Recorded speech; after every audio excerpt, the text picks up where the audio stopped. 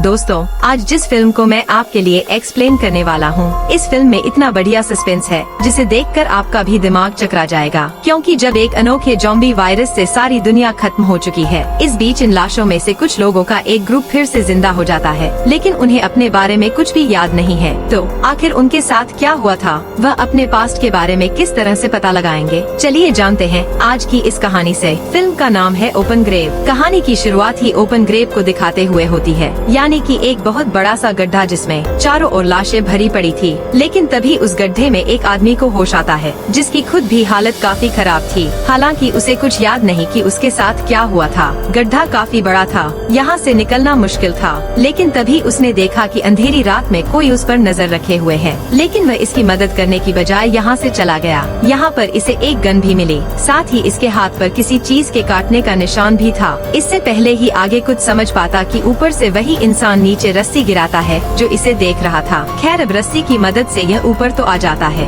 लेकिन जिस इंसान ने इसकी मदद की थी वो यहाँ नहीं था। अब यहाँ चारों तरफ उसे लाशें ही लाशें दिखाई दे रही थी, जिसके बाद उसे घर नजर आया। अंदर जाने पर इसने देखा कि वहाँ पर बहुत सारे लोग थे और एक आदमी ने तो इस पर गन भी तान दी। अब इसने भी उस पर गन तान दी। अब लूकस नाम का एक लड़का जो यहाँ पहले से ही मौजूद था, उसे लग रहा था कि शायद सारे मर्डर इसी आदमी ने किए हैं, जिसका नाम अभी तक हमें नहीं पता है। जबकि इस आदमी को लग रहा था कि इन सारे मर्डर के पीछे इस घर में रहने वाले लोगों का हाथ है। अब लूकस उस आदमी से पूछता है कि बताओ तुम कौन हो, जिस पर वो कहता है कि मुझे याद नहीं मैं कौन हूँ, और थोड़ी देर पहले ही मुझे उस कब्र में होश आया है और आगे पीछे का मुझे और कुछ याद नहीं। तभी इन्हें यहाँ पर किसी आदमी के चीखने चिल्लाने की आवाज सुनाई दी। यहाँ पर हमने साइड में एक और आदमी को देखा जिसे होश आने पर उसे भी अपना अगला पिछला कुछ याद नहीं था। और यहाँ पर हम उस लड़की को भी देखते हैं जिसने कि उस आदमी को गड्ढे से निकाला था। यह बोल नहीं सकते, लेकिन उसके ढंग देखकर ऐसा लग रहा है जैसे वह जानती हो कि यहाँ पर क्या हुआ था। यहाँ पर जितने भी लोग थे वह नहीं जानते कि वह यहाँ कैसे आए, और इन सब का एक दूसरे से कोई ताल्लुक भी नहीं था और कम्युनिकेशन की यहाँ कोई चीज नहीं थी, ना फोन ना कंप्यूटर, कुछ नहीं। लेकिन अपनी जेबें चेक करने पर इन लोगों को अपनी कुछ आईडीज मिल जाती हैं, जिससे इन्हें अपना नाम पता लगा। हालांकि उस गड्ढे से निकलने वाले आदमी के पास तो उसकी आईडी भी नहीं थी। हालांकि वो गूंगी लड़की इन सब के बारे में जानती है और वह कुछ लिखकर इन्हें समझाने की भी कोशिश करती है, लेकिन जो भाषा उसे आती थी वह इन सब को नहीं आती है।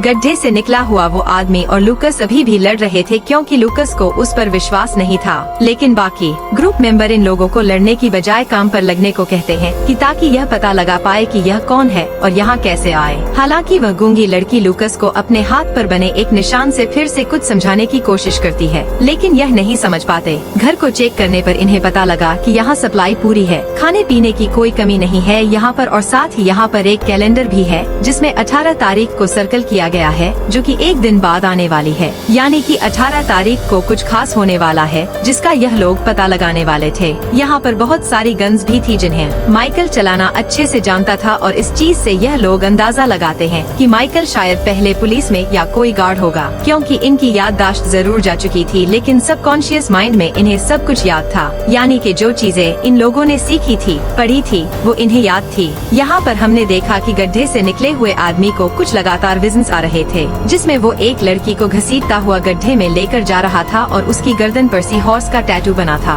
अब यह लोग चीजों को जानने के लिए बाहर जाते हैं तो यह देखते हैं कि घर के बाहर भी बहुत सारी डेड बॉडीज को बांध कर रखा गया है, जिन्हें देखकर यह लोग काफी डर भी जाते हैं। लेकिन आसमान में तारे अच्छे से टिमटिमा रहे थे, जिसका मतलब था कि यह लोग शहर से तो काफी दूर हैं, क्योंकि शहर में अक्सर तारे दिखाई नहीं देते। अब यह लोग चलते हुए एक कैबिन तक पहुँचते हैं, जहाँ पर गूंगी लड़की एक औरत को खाना खिला रही थी। वो लोग इन लोगों को देखते हुए इन पर चिल्लाने लगे कि तुम लोगों ने मेरा नाजायज फायदा उठाया है, और इसकी बकवास सुनकर जॉन उसके सर पर हथियार मारकर उसे बेहोश कर दिया। और यह लोग देखते हैं कि इस केबिन में एक कैमरा लगा हुआ है, जिसका साफ मतलब यह था कि कोई इन पर नजर रखे हुए हैं, यानी कि कोई मॉनिटर कर रहा है इन्हें। इसलिए ये लोग फैसला करते हैं कि हम लोग कंट्रोल सेंटर को ढूंढेंगे जहाँ से हम पर नजर रखी जा रही है, और वहाँ से हमें हर एक चीज का पता लगेगा। हालांकि फिलहाल यह लोग घर आ जाते हैं और आराम करते हैं। अब अगले दिन इन लोगों ने फिर से जंगल में जाकर खोजबीन करने का फैसला किया और एक लड़के को गूंगी लड़की के साथ यहीं पर रुकने को कहा, लेकिन उस लड़के ने इनके साथ जाने की जिद की, क्योंकि वह एक अच्छा निशानेबाज था और वह इनकी मदद कर सकता है। लेकिन यह लोग इसकी बात मानते नहीं और इसे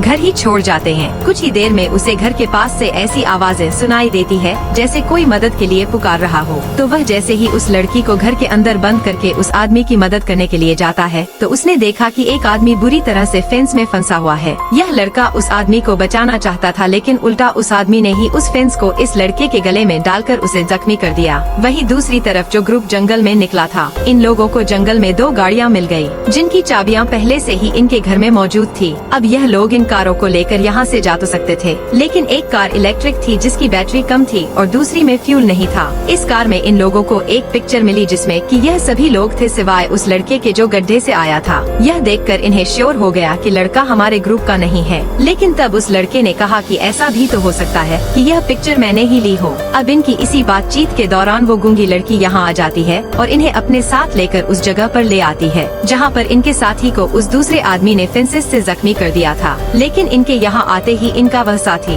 आखिरी सांसें ले रहा था और बाद में मर जाता है और वह फेंस में फंसा आदमी फिर से चिल्लाने लगा और उसको चिल्लाते देख उस गड्ढे से निकले आदमी ने उसे शूट करके मार डाला। अब यह लोग सभी सदमे में थे क्योंकि इनका एक साथी मर चुका था और जल्दी अगर यह लोग भी यहाँ से ना निकले तो यह भी मर सकते थे। अब गड्ढे से निकला हुआ वह आदमी शेरन को गाड़ी में बिठाकर उसे धक्का देते हुए उसे स्टार्ट करने की कोशिश करता है और इसी दौरान इन्हें एक बिल्डिंग मिल जाती है। जब यह लोग उसके अंदर जाते हैं तो उन्हें यहाँ पर एक बच्चा मिला जो कि उस गड्ढे से निकले हुए आदमी को जोना कहकर पुकारता है। वो उसे कहता है कि जोना यहाँ से भाग जाओ वरना कल वो लोग आ जाएंगे और सबको मार देंगे। यह बात सुनकर यह लोग कंफ्यूज हो जाते हैं कि आखिर यह बच्चा बात किसके बारे में कर रहा है, क्योंकि इन्हें तो कुछ पता था नहीं। घर पर लकस और बाकी लोग थे और यहाँ हमने देखा कि लकस की हालत भी खराब होती जा रही है। खराब हालत के चलते उसने उस गूंगी लड़की को भी दबोच लिया, लेकिन बाकी लोगों ने उसे बचा लिया। दूसरी तरफ है शेरन और जोना उस बच्चे के पास जाने की कोशिश करते हैं, लेकिन दरवाजा इन्हें बंद मिलता है। जब जोना ने दरवाजे को तोड़ने की कोशिश की तो शेरन के सर में तेज दर्द हो जाता है और जोना को भी अजीब महसूस होने लगा। यह दोनों यहाँ पर एक दूसरे से अट्रैक्ट होने लग रहे थे और ऐसा लग रहा था जैसे इनका सदियों पुराना कोई कनेक्शन हो।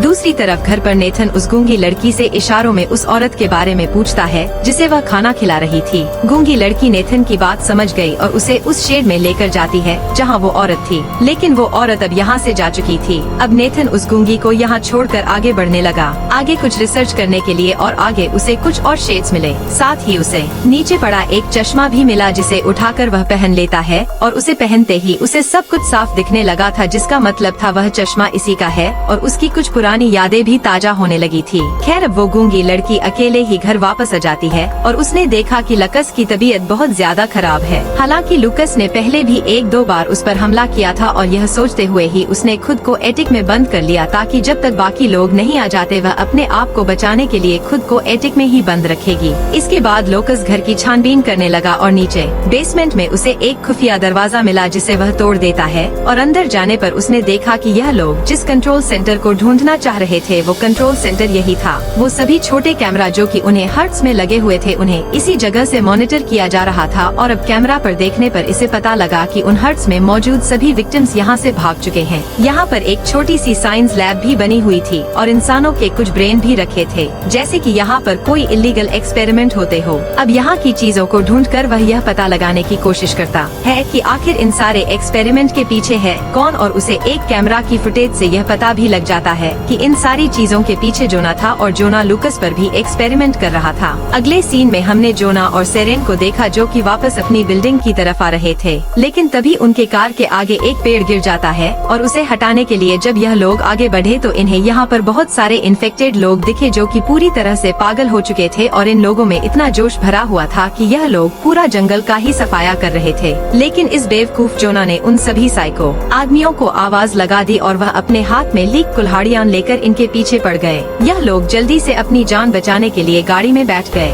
लेकिन अब उसमें भी बैटरी नहीं थी तो जोना धक्का लगाने के लिए नीचे उतर गया और शेरन डर चुकी थी क्योंकि वह लोग इनके बहुत करीब आ गए थे। तभी यहाँ पर शेरन ने देखा कि लोग इनके और करीब आने की बजाय किसी चीज को देखकर डर के मारे यहाँ से भाग गए हैं। दरअसल वहाँ पर लाशें लटकी हुई थी जिनसे यह लोग डर के भाग गए थे। यह देखकर यह लोग हैरान तो हुए, लेकिन फिर भी इन चीज को इग्नोर करके यह लोग अपनी गाड़ी से घर आ गए। यहाँ पर लकस पहले से ही इनके इंतजार में था। वो शेरन के हाथ में कैमरा देते हुए कहता है कि देख लो इसे जोना के करतूत, और वो जोना पर गन तान कर खड़ा हो गया। यह वीडियोस देखने के बाद शेरन को भी जोना पर शक होने लगा। शेरन के हाथ पर भी इंजेक्शन के निशान थे और वह समझ गई कि जरूर इसने मेरे ऊपर भी एक्सपेरिमेंट किए होंगे। अब इससे पहले लुकस से जोना को मार देता है। जोना कहता है कि रुक जा भाई, बस मैं यह जानना चाहता हूँ कि आखिर मैं करना क्या चाह रहा था। लेकिन लूकस का सुनने वाला था। वो उस पर गन से बाहर करके उसे बेहोश कर दिया और घसीटते हुए उसे उसी ओपन ग्रेव तक ले जाता है जिससे वह पहले निकला था। लेकिन गड्ढे में गिरने से पहले ही जोना को होश आ गया। वो लूकस को समझाता है कि भाई मुझे उस गड्ढे में मत फेंको, लेकिन वह जानता था कि लोस रुकेगा नहीं। उसके हाथ में तो गन भी है, वह इसे मार भी सकता है और उसने इसे गड्ढे में गिरा दिया।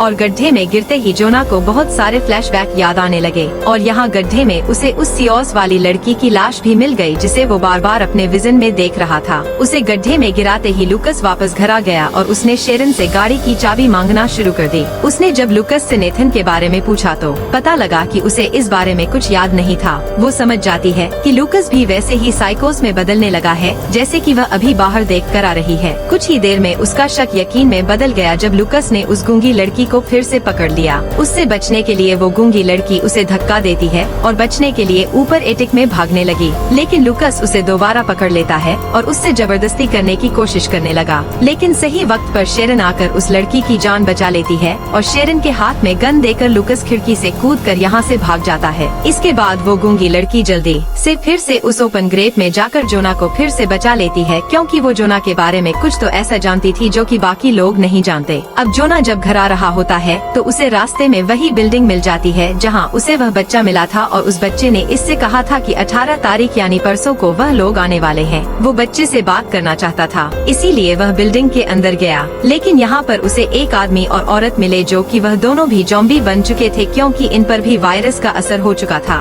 वो औरत जोना को देखते ही उस पर वार करने के लिए उसकी तरफ बढ़ी, लेकिन जोना ने जब खुद को बचाने की कोशिश की तो उसकी गाड़ी की चाबियां नीचे गिर गई और वो औरत उन चाबियों को उठाकर जल्दी से अपने मुंह में डाल लेती है। जिसके बाद जोना को खुद को बचाने के लिए उस औरत को शूट करना पड़ा और वह चाबी लेकर यहाँ से बाहर आ जाता है। आगे जाने पर उसने देखा कि वह बच्चा और उसकी फैमिली यहाँ से जा रहे थे। जोना उन लोगों से बात करना चाहता था, लेकिन यह फैमिली उससे बात नहीं करती और अपनी गाड़ी लेकर यहाँ से निकल गए। यहाँ पर जोना को जमीन पर कुछ वैक्सीन पड़ी हुई दिखाई दी और इसने उन्हें उठा लिया और वैक्सीन देखते हुए ही उसे बहुत कुछ याद आ गया, क्योंकि यह उसी ने बनाई थी। दरअसल वह एक्सपेरिमेंट तो कर रहा था, लेकिन लोगों को ज़ॉम्बी बनाने के लिए नहीं बल्कि उनके इलाज के लिए। दरअसल पहले से ही एक अजीब किस्म का वायरस दुनिया में फैल रहा था जिससे लोग ज़ॉम्बी साइको बन रहे थे और वह अपने आप को और बाकी लोगों को नुकसान पहुंचा रहे थे। और इस वायरस को रोकने के लिए ही जोना वैक्सीन ढूंढ रहा था और उसने वैक्सीन बना भी ली थी जिसे पूरी दुनिया में पहुंचाना था, लेकिन किसी वजह के चलते वह वैक्सीन पूरी दुनिया तक नहीं